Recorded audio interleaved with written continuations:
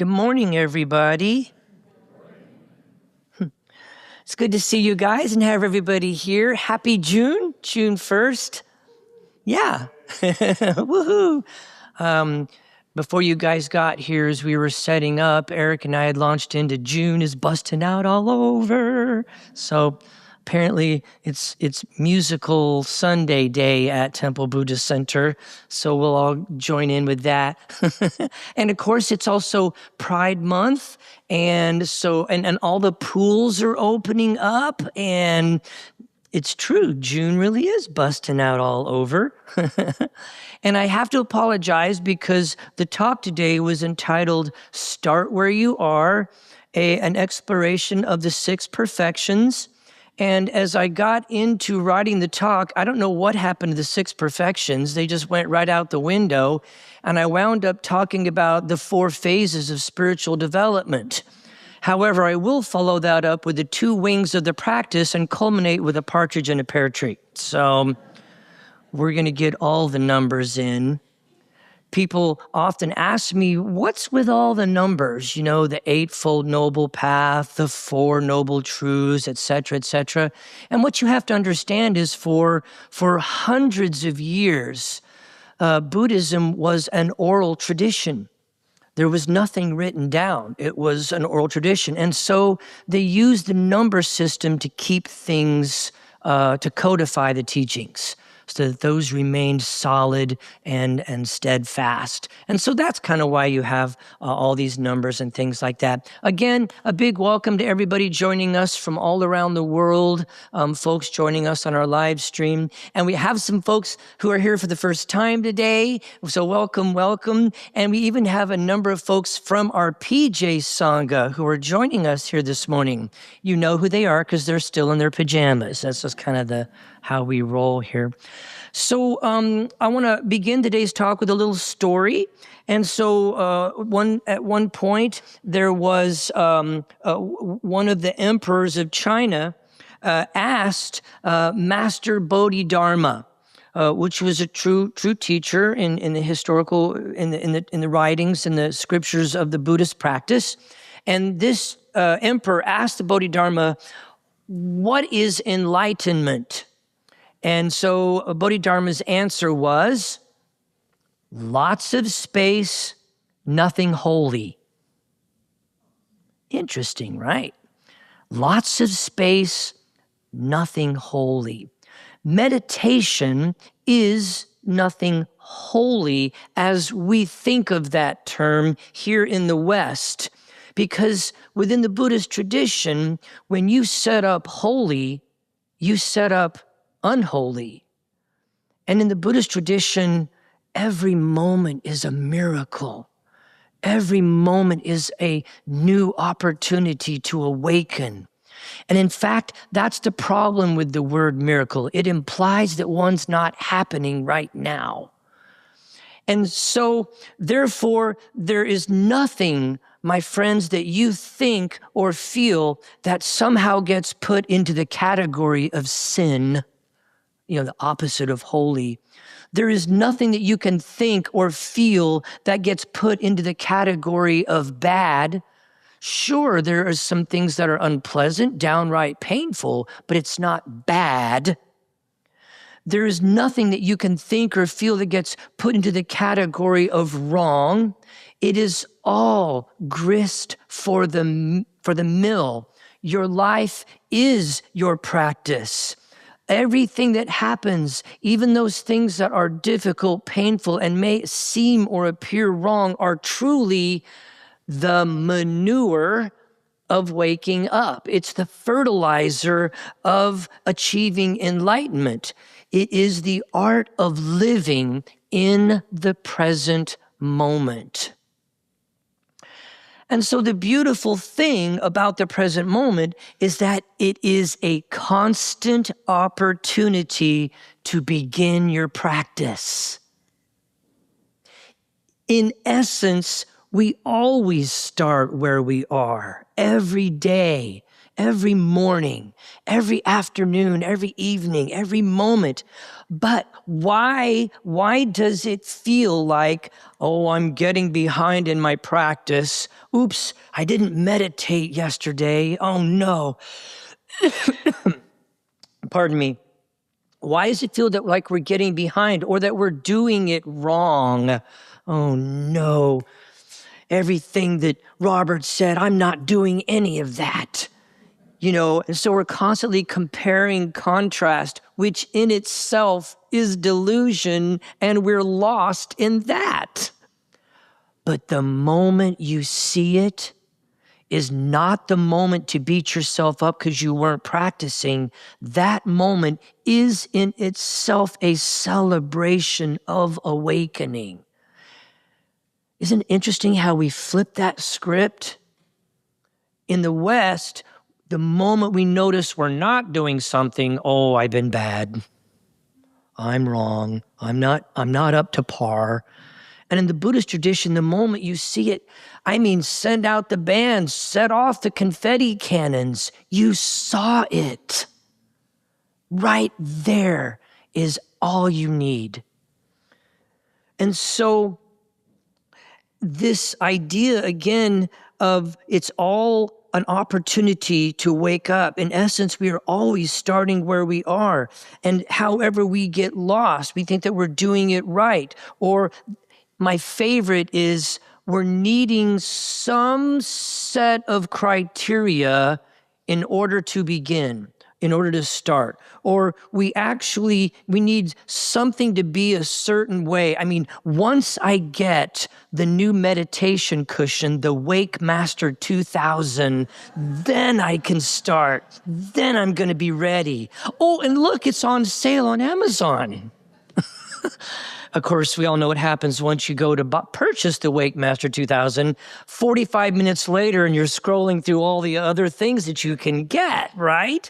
So you see, even marketeers and psychologists who work for marketing companies, they know how we operate. Do you know how you operate?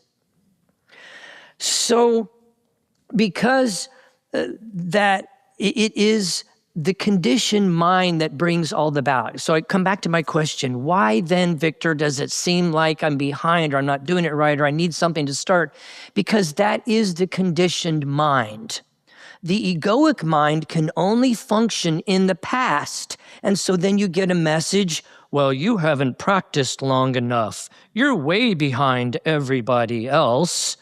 Does that voice in your head sound like that? Or is it, that's the way mine sounds. Anyway. Deep and very authoritative is a voice in my head. And so the egoic mind can only function in the past. You get that message. And the egoic mind, again, can only function in the future. And so you get the message that, oh, you're never going to make it to awakening. You just don't have that much time, Victor. We know how slowly you operate. And the egoic mind can be very, very creative. Because remember, we don't want to demonize the egoic mind. We transcend and include. The egoic mind is a beautiful part of us. It is what helps us to awaken. Why? Because the only way to know not suffering is to know suffering. So it's a part of the practice, a vital part of it, in fact. But the egoic mind can also be very, very creative. The whole time I've been talking, it's going, wait a minute, I'm present. See? No, I'm right here. I'm right here. I'm right now. But what's funny, the egoic mind is like, I'm present. Yes, this is me being present right here, right now. What? There are no messages. I haven't received any messages. And that's hilarious because while you were thinking all of that, what did you miss? Not only did you miss a part of the Dharma Talk, but you missed the part of you that needed to defend itself. Interesting. You miss the reactivity, the automatic response that comes up whenever someone questions your ability to be present. Oh, I'm present. I'm so present. I'm ahead of my time. I nailed a 45-minute meditation in 10 minutes. And most importantly, you missed the message that we as practitioners are interested in, which is not conceptual. It is not a thought. It is pure insight. It is that part of you which does not ever need defending. It is only when we honor the present moment by being still, by being aware, only then can this message make itself known. Only in the present moment can you realize what's actually occurring. The true reality, not the reality that the mind thinks is going to happen in the future or the reality that the egoic mind thinks happened in the past. It's the only true reality right here, right now.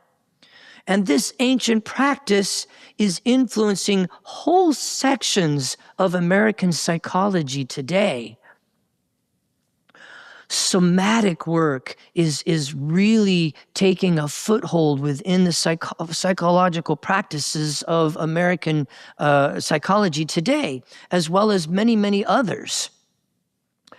So as this message of mindfulness, meditation, and the teachings of the Buddha demonstrate real opportunities for transformation and waking up, as practitioners, it's the old saying that the rising tide lifts all boats every day. And when I speak with members of the Sangha, I am blown away by the insights that people are having, by the waking up that our Sangha is doing and helping each other to do. So all of this, we are seeing that this is really working. There is really something here that I can get a hold of. It's not blind faith. It is cultivating a kind of faith that is not conceptual, that is not intellectual. It is replacing that underlying feeling of fear, oh God, what's going to happen next? Replacing that with an underlying sense of contentment that everything is going to be okay. It's not fake. It's a realization of the true nature of who we are and what's going on this rock down here. It's awakening, not all the little things that we know. It's a realization of the knower, not the constant swirl of destruction and construction, but the circle around that is aware that this is how things operate in this universe. So, as this message reaches out and is constantly being brought to new people everywhere in all corners of the West and indeed all around the world, we are grateful for the flourishing of each stream of wisdom. Everybody here, everybody joining us from around the world, each stream of wisdom is sharing their experiences with their friends and loved ones. And through the distribution of word of mouth or different channels enabled by the internet or new media or social networking, these streams of truth are readily accessible to almost all of humanity. Our world's great lineages teach us not only of the true nature of reality, but also how to stabilize the recognition of this true nature persistently from moment to moment. It's a glimpsing, okay?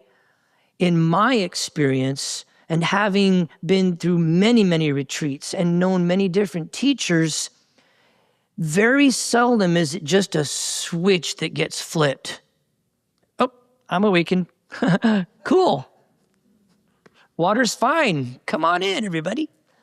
It really is a glimpsing. We move back and forth between caught up in the worldly and then having these awakened experiences, which generate within us this sense of awe, which is not anything that's been given to us. It is a remembering. That awe is in us. We are awesome. And so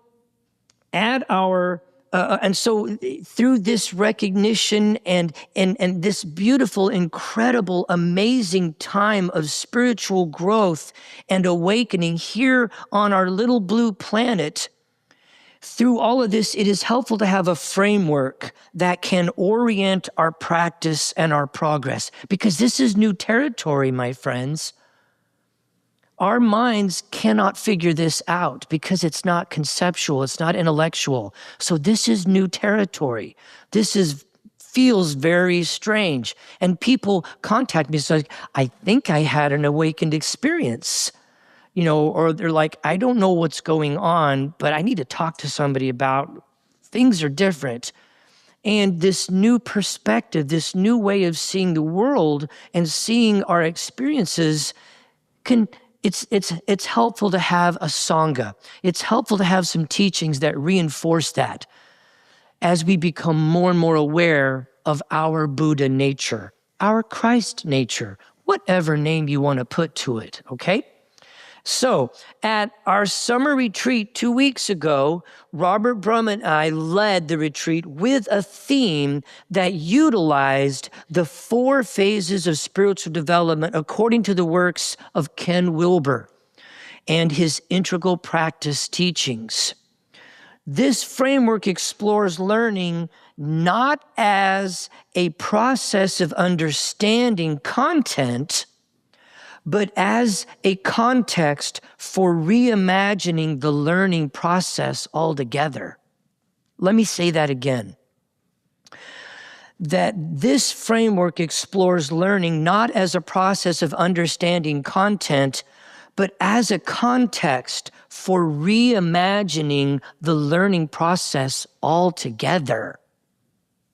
This is the new perspectives that I often talk about. This is the new ways of seeing that we speak of.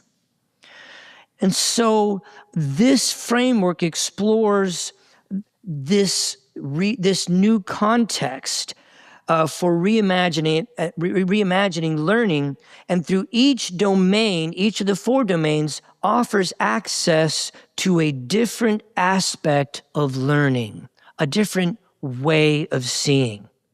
Often, an opening in one of these 4 domains provokes insights or actions in another of the 4 domains. If we examine our lives from the perspective of these 4 domains or 4 phases of spiritual development, we cultivate the soil for insight and wisdom. The Buddhist practice is a wisdom tradition. Wisdom is in the body. So let's quickly take a look at these.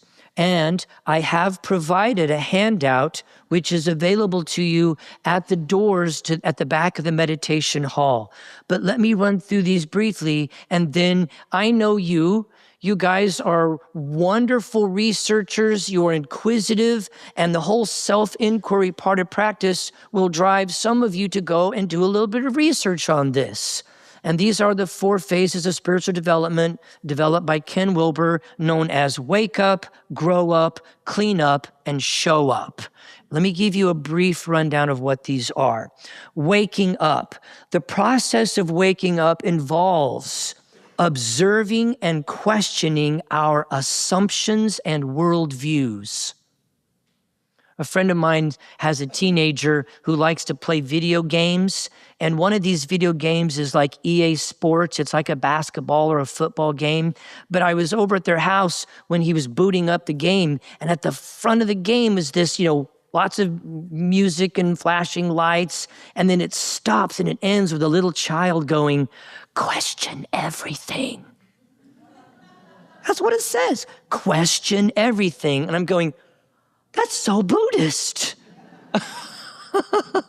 Because if you really questioned everything, you would be enlightened. Question everything.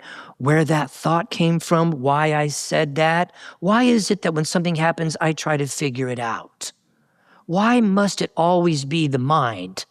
Can the heart not play some too? So this idea of questioning assumptions and worldviews, we calm our unsettled minds and create more space. We engage in contemplation to experience presence, deepen emotional, mental, physical, and social awareness. And this practice over time will lead to an open and a direct view of reality as it really truly is. Not our reality, but reality as it actually is. So focusing of learning in this domain will find us becoming clear. It will develop clarity, a new way of seeing things. The second is growing up. Growing up involves taking ownership and agency of our lives by examining and curbing our compulsive habits and reflexive desires to cling and to grasp, to hold on. No, we've always done it this way. This is how we're always going to do it. Or I've always believed this. I'm always going to believe this. This clinging and attachment that we have as human beings. Growing up means loosening that grip, letting go. Buddhism doesn't add anything to us. It is a reductive process, peeling away the layers of the onion, or as Donkey says in Shrek, the parfait. So in this domain of growing up, we cultivate and form disciplines, structures, practices, methods, and techniques that help us to manage our choices as we allocate our time, our finances, and our energy. We begin to shape our intention and gain a clearer view of reality. Growing up will also lead us back to waking up as growth is always nonlinear. And so as we continue to expand our awareness, it invites new awakenings, new insights. Next, number 3 is cleaning up.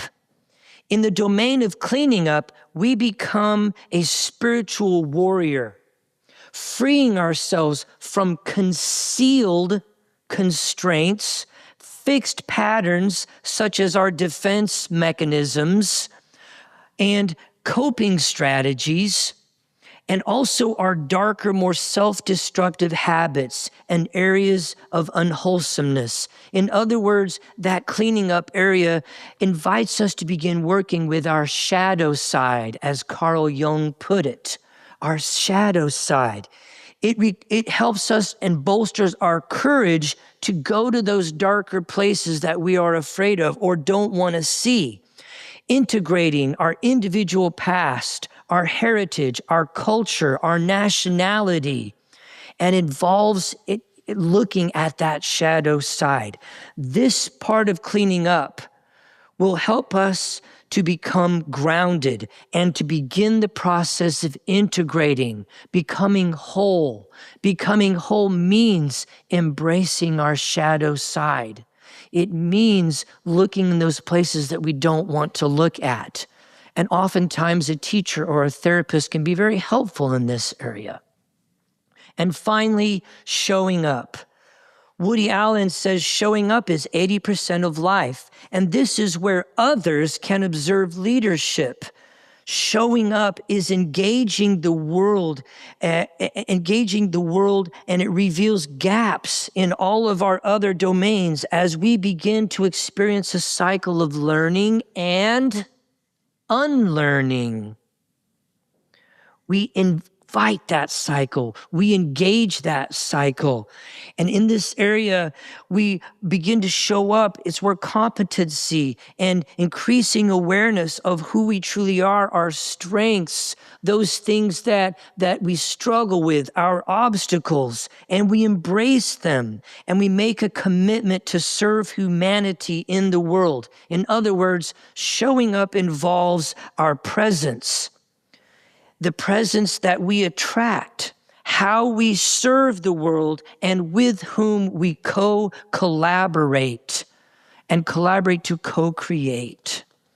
And so focusing in this area will find us becoming whole. Again, thank you everyone so much for sharing your presence and your practice. Again, I honor who you are and who you are becoming.